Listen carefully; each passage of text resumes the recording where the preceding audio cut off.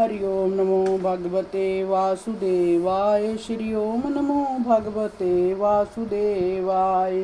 साथ अनेक ताड़ वृक्षों के नीचे गिराता चला गया। वह दृश्य देखकर सारे ग्वाल बाल शोर मचाते हुए ताड़ वृक्षों के मीठे फलों पर टूट पड़े। उनका शोर सुनकर बाकी गधे रूपी राक्षस सिर पर पैर रखकर भाग खड़े हुए।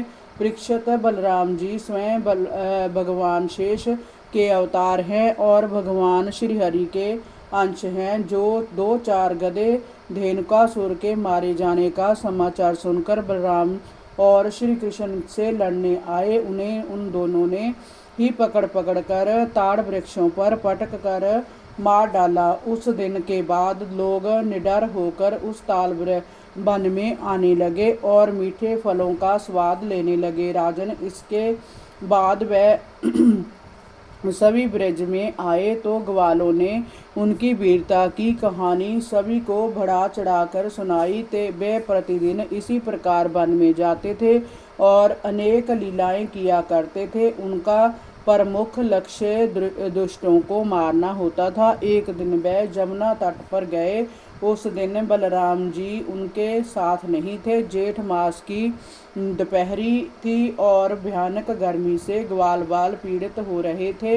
प्यास से उनका कंठ सूख रहा था, इसलिए उन्होंने जमुना का जल पी लिया। जिस स्थान से उन्होंने जल पिया था वह स्थान कालिया दह के नाम से प्रसिद्ध था। लोगों का कहना था कि उस स्थान पर जमुना के नीचे कालिया नामक एक महान विषैला नागराज रहता है। वह हर समय अपने फन से विष उगलता रहता है, जिसके कारण जमुना का जल दूषित हो गया था। होने की बात के उन ग्वाल वालों को उस दिन इस बात का ध्यान ही नहीं रहा कि वे पानी पीते ही तट पर गिर पड़े और अचेत हो गए।